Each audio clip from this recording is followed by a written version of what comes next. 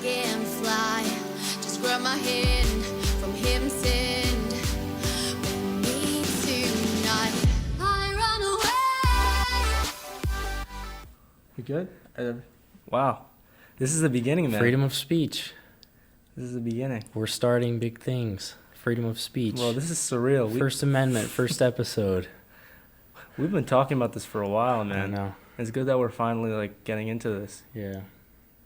And we have just the right amount of time.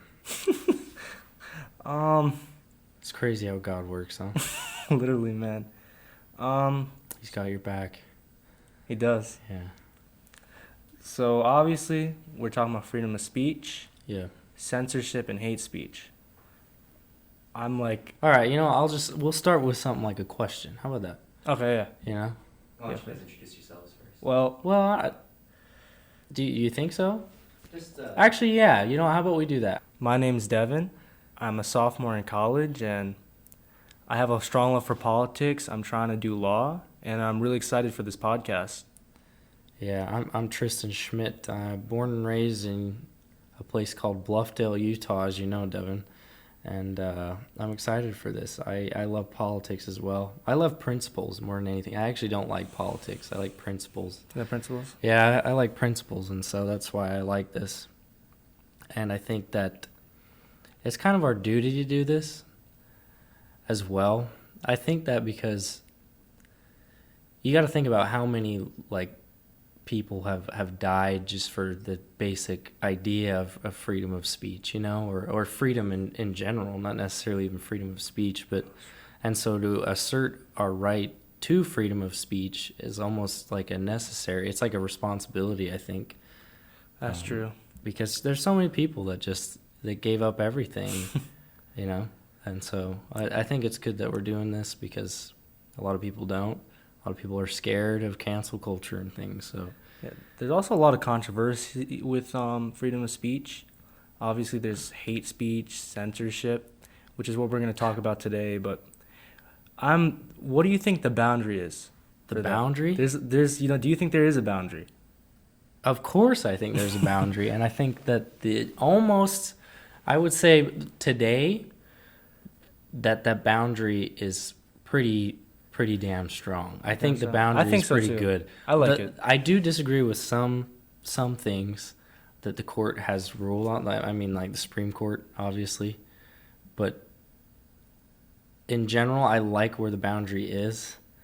I'm not a fan. Like when you say censorship, I'm assuming you mean are you meaning like government censorship, or are you meaning like private companies, like Google or like the press being like a gatekeeper, like maybe hiding a story? No, I was talking more about government censorship. Like government, yeah. With government, it should be like not even, shouldn't ever happen, in my opinion.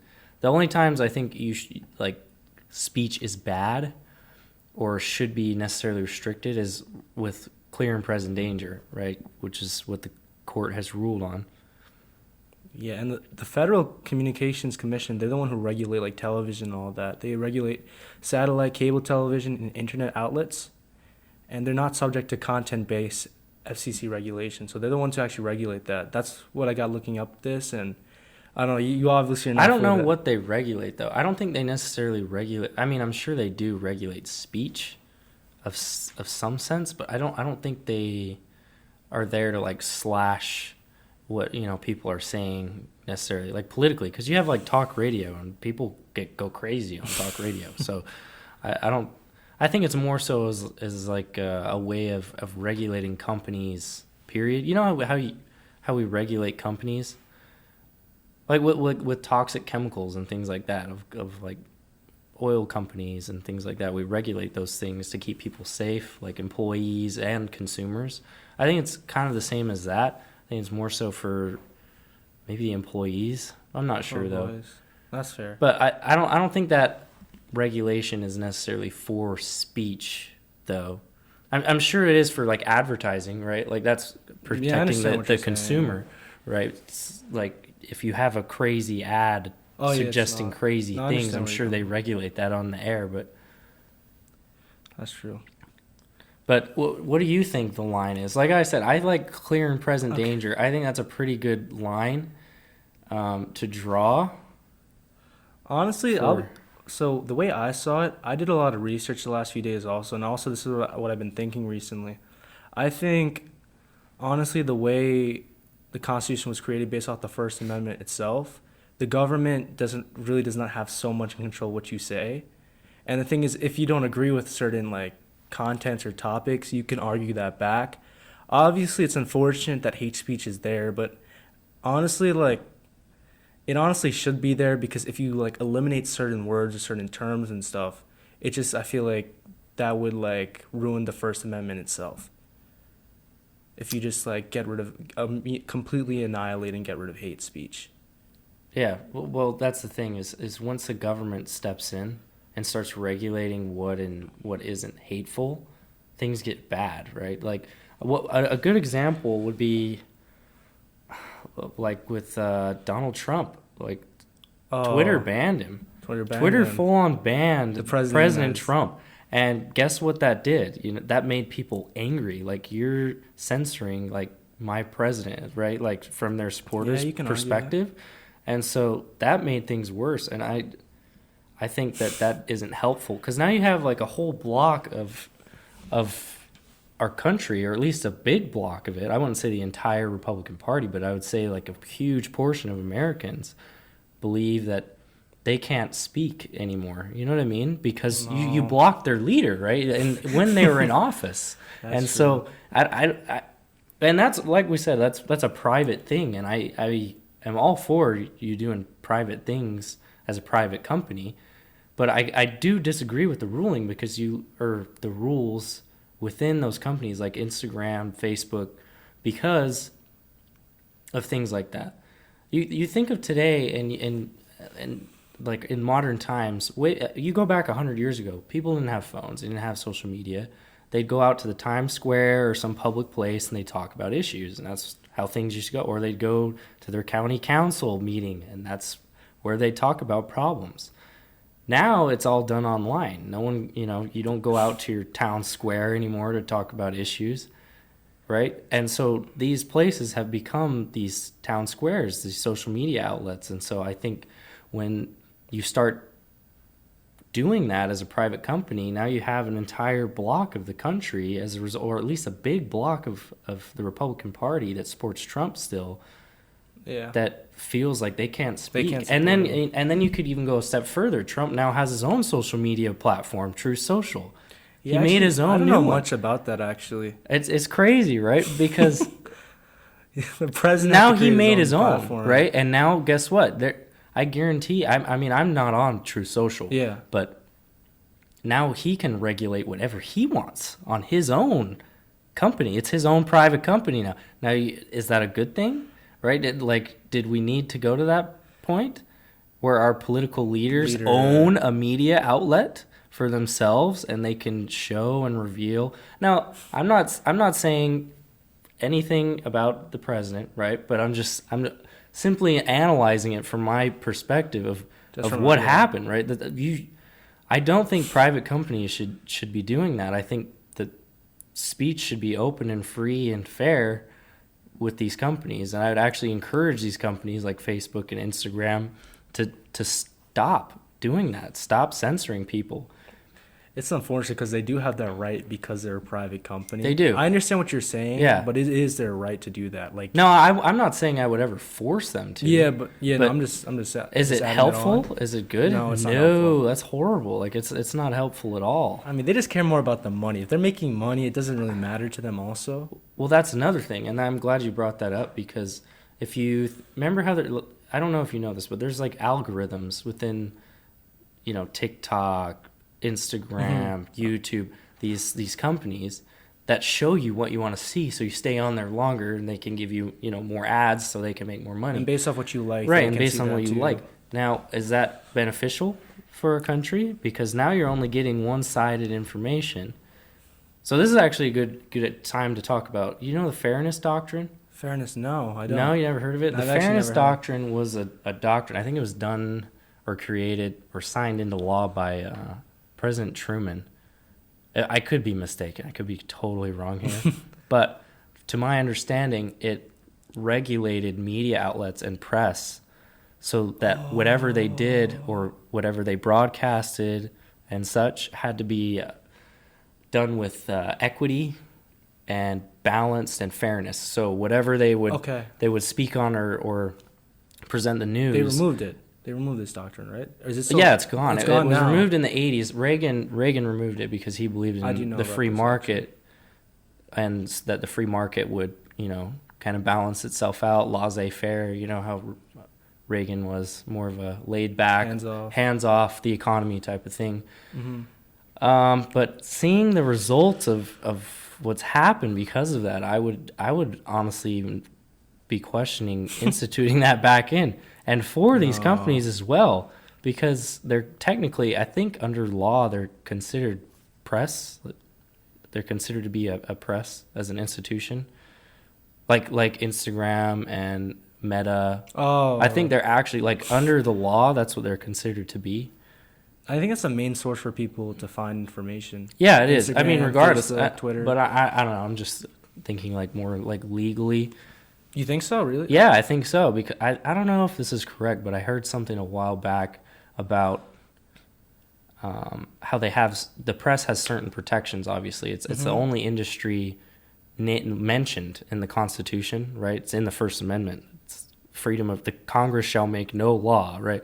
It's the only industry, and so they have certain protections under the law, and I think under those protections that they're considered a press, and so the government actually can't regulate them to some degree. I could be completely mistaken, but that sounds like true. I mean, I'm pretty sure I've heard that. I don't know. yeah. Yeah, I don't know. But for me, I think that these companies should absolutely let people speak, right? Yeah, for real. If it's hateful, it's hateful. The best thing that society can do, or at least Americans can do, is let the hateful thing be said, right? Because then the people realize it's hateful and they'll reject it, and they'll explain why that it's hateful or why that it's bad. Right? When you have a company or the government come in and saying you can't say this, you can't say that, people feel unheard and they result to other measures, right? They go to violence. That's true. Because they don't feel heard. They make themselves heard if you aren't going to allow them to speak. And that's something that it's really dangerous. So I feel like now you're also, like, it's really hard to get your opinion out. I feel like I've noticed that, especially even looking at media. If you ask certain people questions, they'll act out of emotion rather than using facts and evidence. And I think that's a major problem, because then it gets a little more hostile than what it should be. I think it's easier today to You think it's let easier? your opinion across. Really? I mean, Well, look. I mean, the internet is so widely and vastly available. Anyone can say whatever they want. I understand, but I feel like person to person, I feel like I don't know. Maybe from my experiences, I feel like I see more in the media than I don't know. I feel like people don't like talking about politics anymore. And No, they don't. And I feel like there's a lot of division because people just post on the media what they feel and how their opinions. Mm-hmm. But I don't see much like one-on-one conversation. So are you thinking more like they're more scared? Yeah, I feel like people are say- more exactly. 'Cause I think that could be yeah. from both sides. It's not just I think from the left and the right. I think there's a lot of division, and people don't like speaking about their topics, and they'll maybe go to like maybe mainstream creators, and that's how they find their information and evidence. Like Yeah. I know this guy specifically, Charlie Kirk.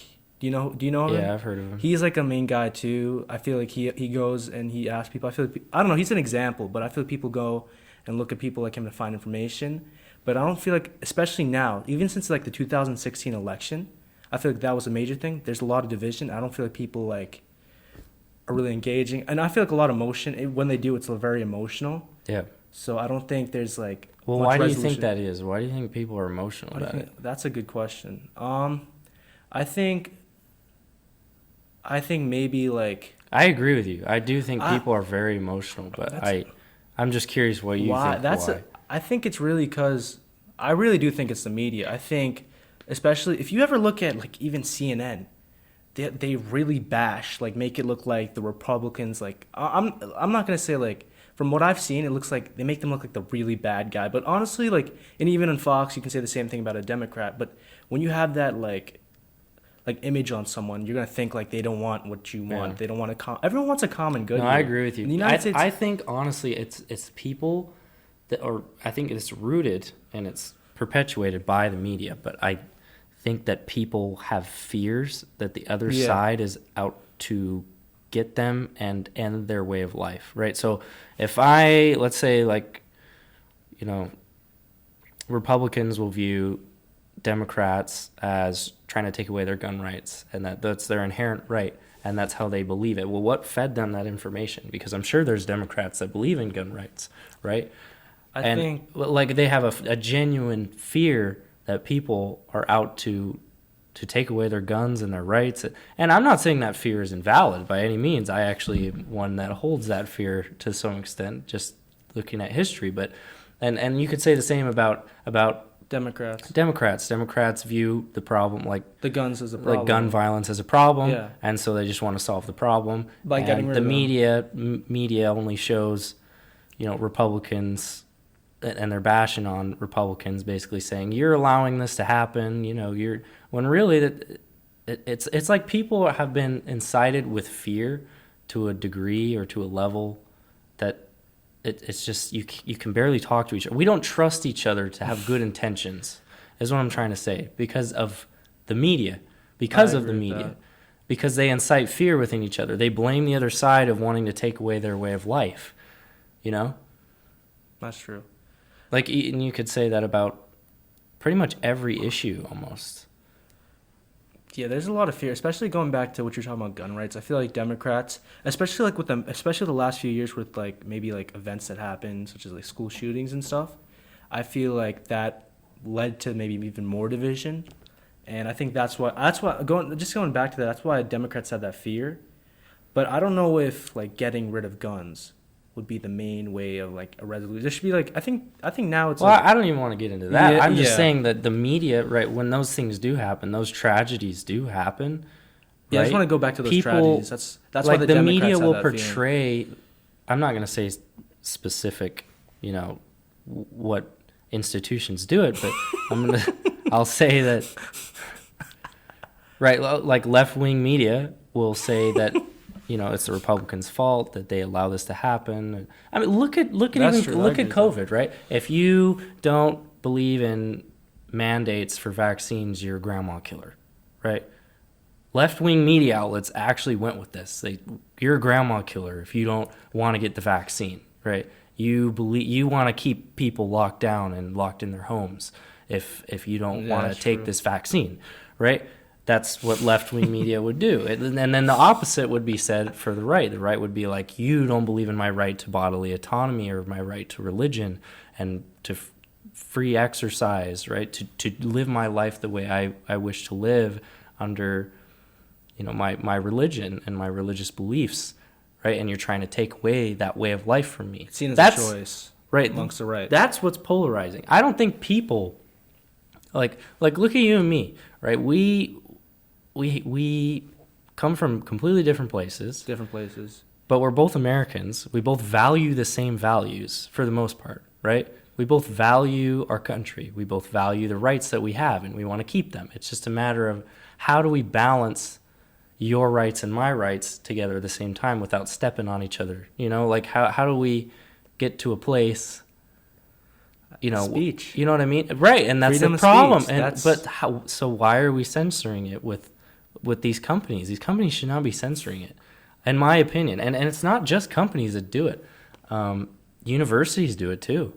They don't allow you to say certain things on campuses. I actually read this the other day that Canada made a law that it is illegal to not use a person's preferred pronouns.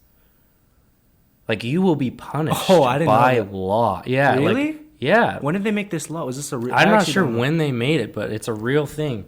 Even going with pronouns, I don't have a strong understanding of why it is. I just know I respect But it. to me, it's not like you should be called, like, it's a sense of decency to be called what you want to be called. Yeah, Right? If I I wanted don't to be mind called it. by my middle name and you kept calling me by my first name, It's like What do you- stupid, but to have the government enforce that now, Yeah. now that's like, and it could even, it doesn't, and I think the law, when I read the this, name was a good example. I could be actually. mistaken, but the law doesn't just apply to traditional pronouns. So like he, him, she, they. It even goes beyond that to like what you prefer. So it could be basically whatever you want. You know how some people are like, my pronouns are some They, ridiculous arbitrary like name. I understand what you're saying. You know, but that's a real thing. That's a real law. I don't know if it should be enforced in that mannerism, like in that way, but I don't know. No, I don't believe in I that. respect it. See, that's the I thing don't is, mind. I still like, respect it regardless. right, and it's a sense of courtesy. But that's the thing. Don't you and I both agree on that? Like Yeah. the government shouldn't make laws like that. Now you're a dick if you Yeah, you're gonna literally. call someone a he when they want to be a she, right? Yeah, Or that's messed up.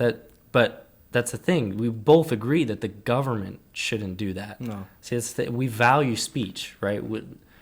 And I think that's you're from New York. I'm Yeah, from I'm Utah. from New York. I didn't say that before, but I'm from New York. Yeah, Long Island, New like, York. that's the thing. Is That's, like, very people. different I don't think places. people are polarized. They just believe that the other side is out to get them. And the things that they hold dear, like their faith. Some people are. I'm religious, right? Some people are religious. Some people genuinely believe that they're trying to, take away their right to free exercise, like with a vaccine. That it's eroding and corroding those Yeah. rights away from you. And you could say that about basically every issue, That's true. I agree with you. 100%. like with immigration. I think both parties support immigration to some degree. I support immigration, legal immigration, but I think Democrats tend to care a bit more about it because it's more of within our identity as who we are. So when you have President Trump saying we're going to build a wall and we're going to, strengthen our immigration laws, the media takes it and says, well, guess what? He's going to, not allow immigration anymore, right? And that's a fear built in within people, I just don't understand. I think it's all rooted in fear is what I'm trying to say. Like, I do actually have disagreements about the wall. I don't understand. well, why. I'm just saying, I think, I don't want to get into Okay, the wall. okay, I'm saying okay. that the media is the one who incites fear. They fearmonger bad. And so that's why we can't, have a discussion. That fear, yeah. Right? Oh, And that's yeah, why okay. we I feel understand. That's like true. the other side is out to get us. When in reality, that's not true at all. We all value our rights. I believe that. Yeah. And there's extremes. There's extremes. And all on both left sides. and right. Yeah, left and right. There, There's there's extremes. extremes that want to do terrible things and don't think they're terrible, But that's the way of the world. You're gonna have that everywhere. That's not. I mean, hopefully we can eradicate it with more education as time goes on and we use our resources properly. But I think the problem is really the media. I agree. Yeah. The government's done a great job, I think, with speech, and you're going to rarely hear me say that the government does a good job of protecting speech, but I believe that they have. Yeah. Based off like the Supreme Court cases. Yeah, oh that yeah, I it's a looked up. the precedent of the Supreme Court in protecting speech is pretty amazing. I mean, I disagree with some cases. There's some cases where speech was actually First Amendment was weak, too. Like there's a specific one that I got. It was let me see if I can get it. Okay, it's actually from where I'm from, New York, Long Island. This is a place in Long Island. It's called Island Trees. So in the fall of 1975, Yeah. like a New York school board, like it was like the parents, like parents for the whole community. Yeah. They wanted to get rid of like books that were like anti-American, anti-Christian, anti-Semitic, and just like plain like filthy, like I guess rape, whatever, like stuff like I guess you can argue that's hate speech. Yeah. Right? So this student Stephen Pico and 4 other students, they actually challenged the school board with that, and they took him to Supreme Court, and they won the case. They actually with keeping those books in school, and this they ruled them in favor on First Amendment grounds, and the government said they cannot restrict speech because it does not agree with the content. Yeah, of the school. Yeah. Yeah. Well, I wouldn't say that was is weak. You Oh think no, that was a stronger one. Yeah, actually. that's a strong My fault. one. That was a stronger one. It's okay. That's what I meant. But That I'll give you a weak one. was a strong one. My fault. You ever heard of Morse versus Frederick? No. It's actually hysterical. So basically what happened is that there was this, I think it was during the 2002 Olympics, this kid, this high schooler, he was a senior, 18 years old, had all his rights, right? He didn't show up to school that day, but the school knew that the passing of the torch during the Olympics, how they have the relay? Yeah. Yeah.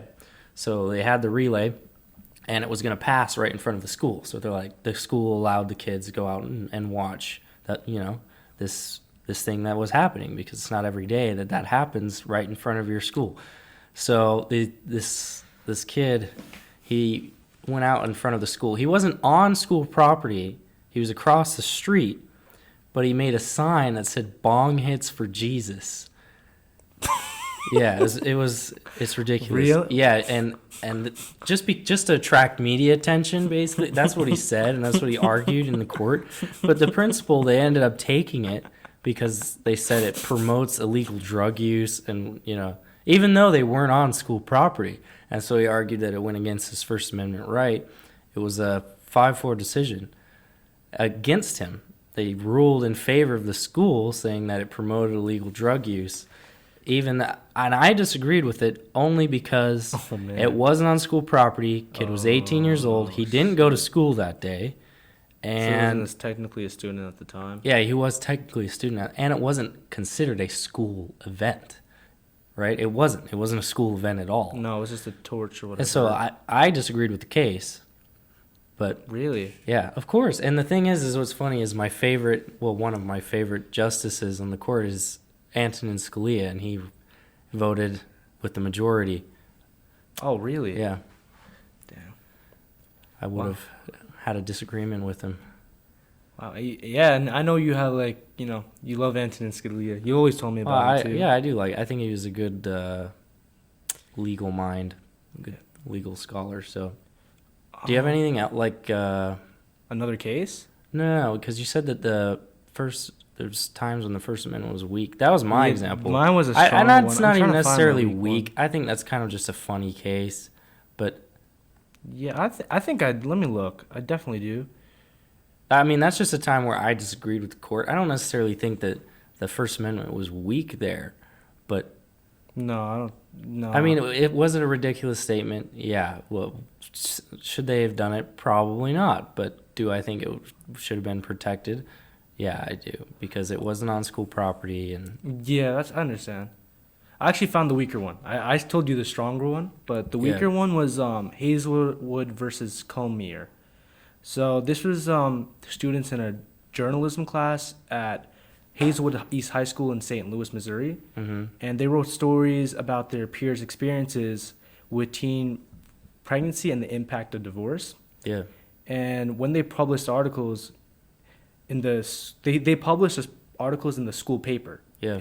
It's called The Spectrum, and the principal deleted the pages that contained the stories prior to publication. He didn't tell the students. Mm-hmm. So the students took that to Supreme Court, and they ended up losing. Why? What was the The thing is, in the court case they said that the school has a right to delete the pages. That was the argument, because it's a school newspaper. Because it's a school newspaper, the school had the right to delete the pages, and well, yeah, because that's why the First Amendment was seen weaker. I don't see it as weak. That was the argument why they won the case. Yeah, they lost. But I actually would agree with that, because it's their paper. Yeah, I agree with that too. That's why the students lost. Yeah. Because the First Amendment was seen as, well, to me that in makes that case sense, the First Amendment was not strong enough to support their claim that was against their rights. Yeah. So it didn't violate their rights. Yeah. Yeah, it was that was interesting to me. That was one of them where I felt like, that's why I actually like how the government, the judges assess these cases because like it's pretty valid. This one's a valid example of why, you can't have like teen pregnancy, like teen. And also one thing they didn't actually tell the students, like Wait, whoa! You said teen pregnancy. that was what the the article. Yeah. Okay. So they didn't, it was about their peers. They didn't tell the peers. So Okay. they just put it on. Oh. So that was like a little bit more controversial. Yeah, that's not good. Yeah, that was just not. That was not. Yeah, good. I actually agree with the court there. But yeah, the First Amendment, I think, well, specifically speech, is very strong, in my view, just because of the court. The court is so powerful. The reason I brought up the Canada thing, and I found out, by the way, it was a law made in 2017, a national law. Like the Parliament passed it, so it wasn't just a province. It's coast to Are you talking about coast the there. pronoun one? Yeah. Oh, wow, okay. The reason I brought that up is I just don't believe in government telling people what they can and can't say, right? But at all. Like, I mean, and there is obviously certain restrictions. Like I said, like clear and present danger. There's violence. Easy Yeah. restriction, right? And you can't incite violence. I don't believe in that. You can't incite violence. What about lying? What do you think about lying? Obviously, that's like... Do you think, like with government regulated? I think like questioning is fine, but I don't think outright lying is okay. So, like, I don't like that's an exception. lying's Like, you like- can't protect that. you can't protect lying. You can't protect that under free speech. I don't think you should be free to lie under the First, Amendment. But I don't. I mean, I don't know if like there'd be consequences. Like if like let's say we had a conversation and I lied to you, like I don't know if there'd be like negative consequences amongst that, unless like Well, you can't lie to the police. Oh, to the police. Okay. Like, to the you police, can't- or like government Yeah, regulated. you can't, You get in trouble for lie that, if yeah. you're subpoenaed, that's perjury. Yeah, you can't lie. In a court of law. Yeah, I don't or think before lying- Congress if you're lying isn't testifying. allowed. There's easy things that can be said that are exceptions. That's fair. See, and that's the thing is like I am a registered Republican in Utah. Are you? I actually I not am. registered to vote technically. Really? No, I never See, did. but like you identify more with the Democratic I'm more Party. of a Democrat. Yeah, see, that's the I thing. identify more with the Like, Democrat. We both agree on these things, but the media portrays I agree for sure. these things like we don't. We're actually united, I think, in a lot of areas. I think we agree more often than not than we don't. I think mostly people. I think that the media portrays the other side in a negative light that's trying to attack their way of life in some way, and so then they believe that the other side is out to get them no matter what, and then there's division and there's polarization. You can't trust your neighbor, right, because you think they're out to get you. Yeah, Which- seriously. It's just ludicrous. When in reality, if we actually just sat down and had a conversation, Yeah, that's what Like- we decided. So we've had good conversations. That's why we wanted to do this podcast. yeah, And for the audience, for the audience, yeah. Yeah. Because So- this is just to show that we're not as divided as the media portrays us to be. I think that's very important for everyone to know also. yeah, I think we have the same ideals. We're just trying to uphold those ideals, right? At the end of the day, as Americans, we have these ideals of freedom of speech, freedom of religion, freedom of assembly, and we all agree on these things. We all agree that we should have a right to a fair trial and due process. It's just, and that people should have a right to defend themselves. I think most Americans believe that. It's just some people fear that that's not the intention, that people have negative and malicious intentions, and so that's where things get dicey. But that's also within a democratic society, though. You're going to see that within a free society, you're going to have risk, and I think that's a lot of something big that people don't understand is that when you have a right to speech, you're going to risk having people that are hateful and use their right for hate speech. And so that's that's just a reality. Or if you have the right to defend yourself or the right to keep and bear arms, you're gonna have shootings. And as horrible as it seems, as horrible as it is, and we That's can true. try and mitigate it as much as we can, but that's it. Freedom has risk, and I choose risky freedom over no freedom. over dangerous slavery. Really, I do. I would prefer to live a free and happy life than to live one on my knees. Not Freedom comes with the risk. That's true. and I think that's something that we often don't recognize as Americans, because we do live a blessed life. We live a very blessed life. We have the fact that we live the way we do is incredible. You look at almost any other place in the world, and it's nowhere near to the life that we live. So I think our duty, our generation, is to bring everyone together. I feel like we're the new generation and we're the younger ones. We got to grow up and bring back, like, alleviate that division, like get rid of it. Like, well, we how do you do it? Though? We gotta try. How do you do it though? I think speaking, With speech. freedom of speech. Yeah. I really do think That's so. what I think, I too. think speech, if we just talk it out, that's why the freedom of speech that's what it was. I think talking it out, being able to express your views is very important. And without that, like, I don't think that's a risk. Of course, that's what you're talking about. Freedom of speech. There's risk involved, but if you don't speak, like, the problem's not going to be resolved. Yeah. I don't think the problem will be resolved. So. Yep. And I don't More think speech, not people less don't speech. people don't do it as much as I feel like, especially in our age range. I feel. Yeah. I don't think so. I think we need a new press as well. So I agree. yeah, we'll get some new ones. But Yeah. all right, I think we're good. I think we're good. Yeah. Well, yeah. thank you guys. This is our first show. I hope you enjoyed. Yeah. Come on, baby, I know what you want.